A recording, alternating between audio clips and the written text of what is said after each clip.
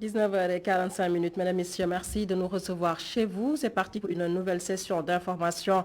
D'abord, au lendemain de la fête de Noël, encore un tour au marché Sandaga, plus précisément à Roukoudisket. Sur place, des commerçants sont toujours aux aguets. Toutefois, l'espoir est permis d'ici la Saint-Sylvestre, nous dit Jean Momodoudia. Roukoudisket est l'un des espaces féminins les plus réputés de Sandaga. Dans ce long couloir, jalonné de magasins de prêt-à-porter et d'effets de toilette, les femmes ont l'embarras du choix.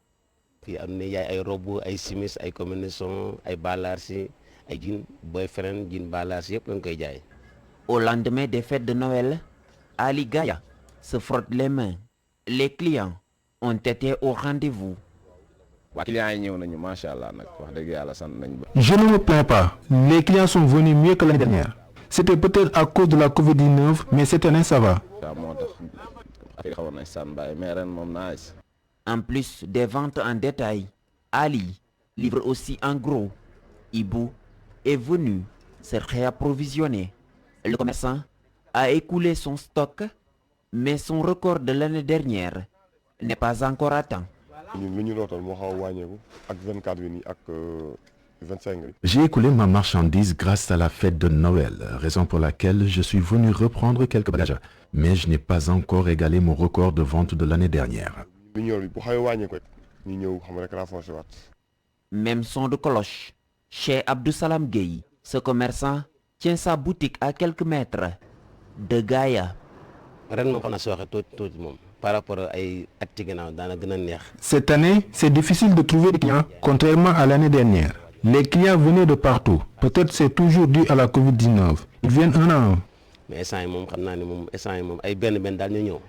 En dépit de la conjoncture, ces commerçants espèrent se faire plus de clients d'ici la fin d'année.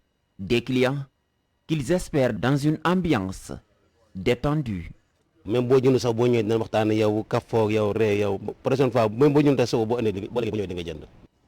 Mamadou Dian, des commerçants du marché Sandaga qui sont toujours aux aguets mais qui gardent espoir d'ici la fête de Saint-Sylvestre. Et puis l'inauguration du train express régional, c'est pour demain lundi. Les impactés du TR section Tcharoy qui voulaient manifester le jour J ont fait machine arrière. Mamadou Fall est le président du collectif des impactés du train express régional. Je vous propose de le suivre au micro de Mamadou Lamine Fatija. Nous sommes à une journée même de l'inauguration du TER. Ce qui s'est passé aujourd'hui, le collectif a fait une réunion, vient juste de terminer une réunion. Donc la décision du collectif, vraiment c'est à l'anonymat. Donc un bon nombre disent qu'il faut que nous répondons à l'invitation de l'État du Sénégal.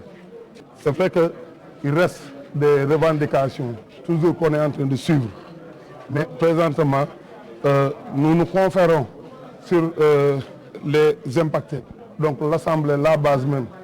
Aujourd'hui, c'est la base qui a même prononcé.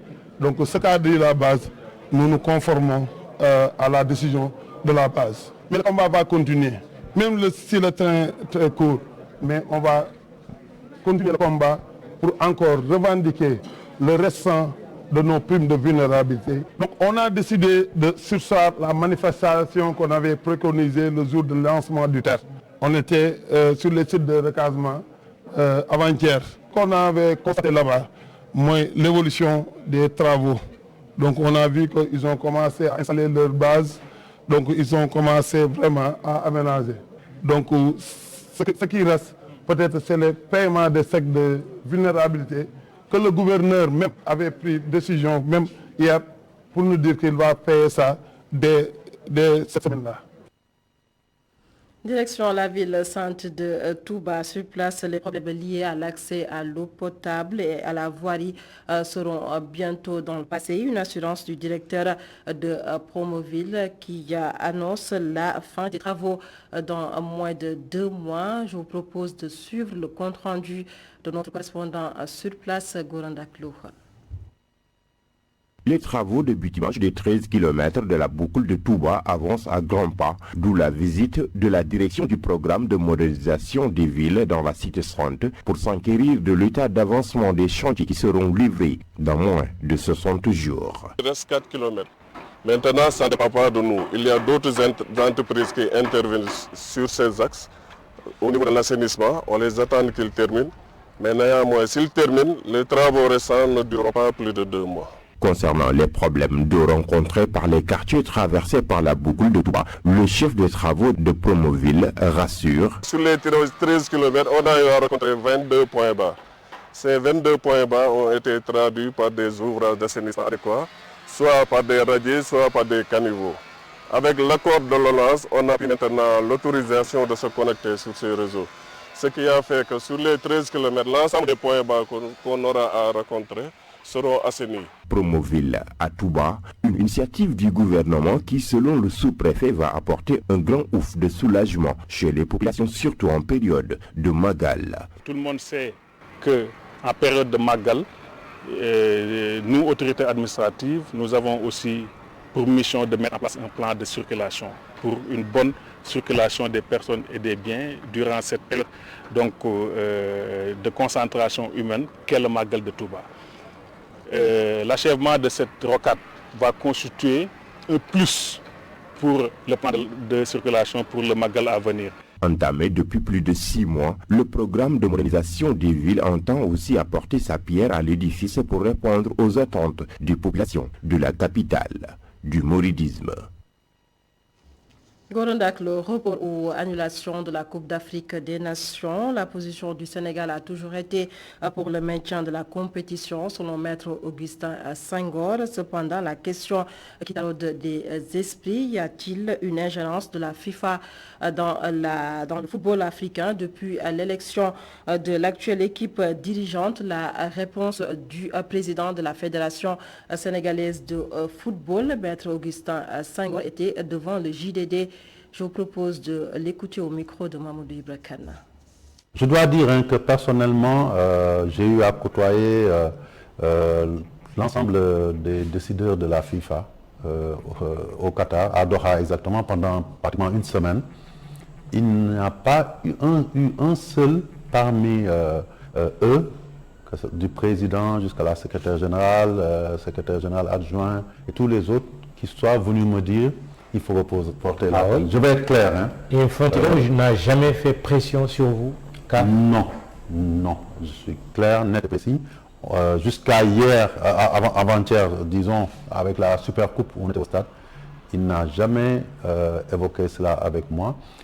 Et dans n'a jamais été démenti. Dans nos réunions, oui. Mais qui doit la démentir? Si nous devions démentir tout ce qui se passe dans les réseaux sociaux, dans les médias qui généralement cherchent nos sources ou des rumeurs, on ne s'en sortirait pas. Nous sommes une instance de décision qui est capable de prendre une décision.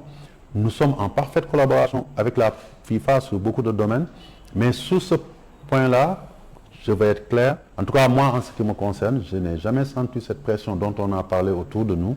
Moi, en tout cas, en tant que président de la Fédération sénégalaise de football, mais aussi, surtout, en tant que membre du comité exécutif de la vice-président, ma position était claire et nette. Cette CAN pouvait se tenir et jusqu'à présent, c'est ce qui a été la position majoritaire au sein de notre instance de décision. Retenez que la Coupe d'Afrique des Nations est prévue au Cameroun du 9 janvier 2022 au 6 février 2022, une période qui va coïncider avec les élections locales au Sénégal. À noter que des dirigeants du football sénégalais vont participer à ces élections locales, selon le président de la Fédération sénégalaise de football, par ailleurs maire de Gorée, candidat à sa propre succession, Maître Augustin Senghor. Il n'y aura pas de difficultés à gérer ces deux événements. La synthèse du JDD avec Abdourahmane Dichar. Le président de la Fédération sénégalaise de football se dit prêt pour la Coupe d'Afrique des Nations.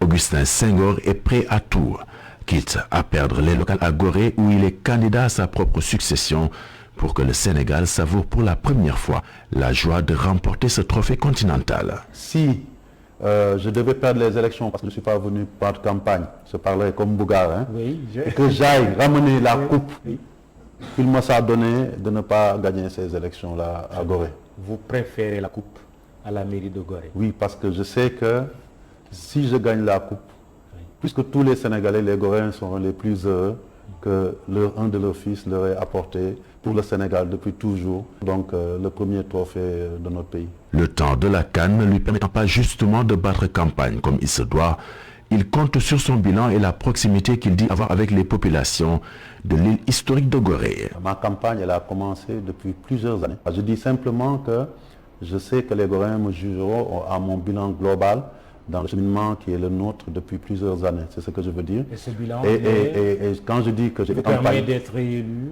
Je pense, oui. Je pense que nous sommes confiants que les Goréens vont nous renouveler parce que notre liste, qui est une liste quand même qui recèle en son sein toutes les compétences, les forces vives de l'île, comme toujours, a une bonne marge d'avance et qu'elle pourra gagner, je le pense. Parlant de compétences, justement, Maître Augustin Senghor invite les politiques à proposer aux populations des différentes localités du pays des programmes pour les convaincre. Il s'inscrit ainsi dans la logique du cardinal Monseigneur Benjamin Ndiaye, qui invite les acteurs politiques à mettre la balle à terre et sur la touche toutes sortes de violences dont les conséquences pourraient être dramatiques.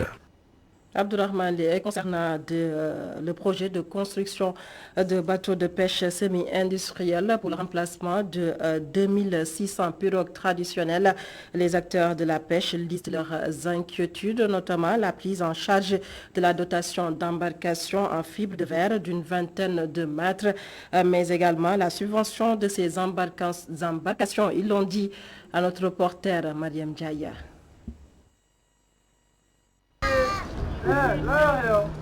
La plage de Ouakam où est nichée la mosquée de la divinité est très animée, malgré un temps maussade et un ciel sans soleil. Ce pêcheur en activité depuis 50 ans juge les pirogues en fibre de verre plus commodes. gaal fibre de verre yi dafa nekk gaal yoo xam ne dafa am premièrement dafa am étanchéité. Les pirogues en fibre de verre ont beaucoup d'étanchéité, de sécurité et la flottaison est meilleure. Au début, certains évoquaient des problèmes de pollution de la matière. Mais aujourd'hui, ils ont compris. Tous les pêcheurs vont en avoir.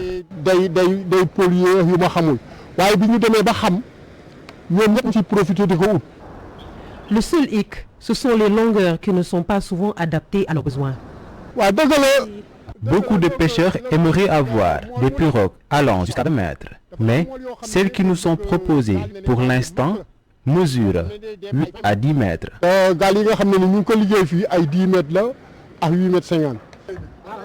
Il espère une utilisation plus généralisée de ces nouvelles pirogues avec une subvention de l'État. Pour l'instant, les prix ne sont pas très abordables. Nous attendons une subvention de l'État pour pouvoir l'acheter.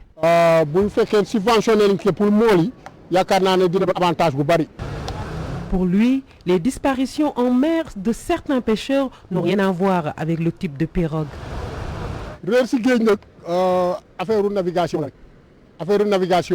Disparaître en mer fait partie des risques. Il faut bien se préparer, avoir un GPS, un compas et faire le plein d'essence.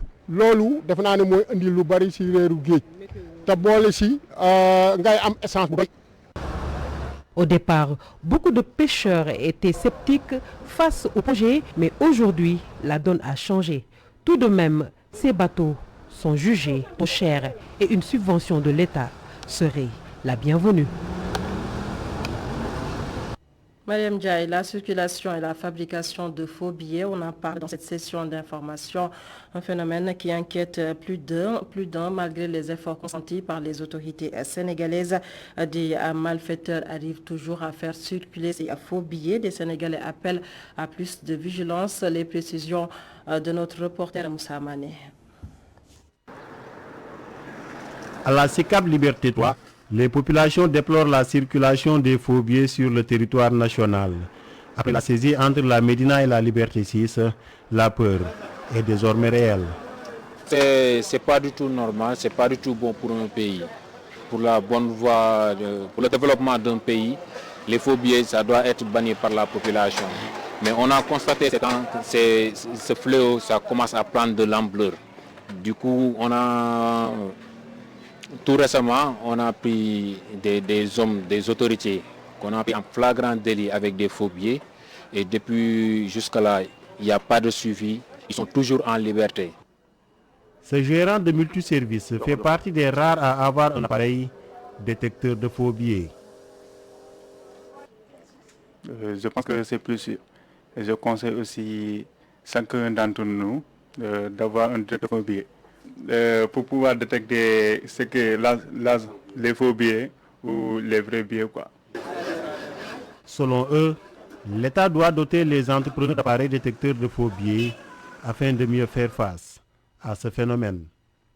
L'État doit nous aider peut-être de subventionner des matériels de détection de faux billets pour que la population puisse y accéder à bon prix pour mieux combattre ce fléau-là, parce que ça commence à prendre de l'ampleur. Malgré les efforts que fournit la police pour combattre la circulation de faux billets, le phénomène continue à gagner du terrain et inquiète les commerçants.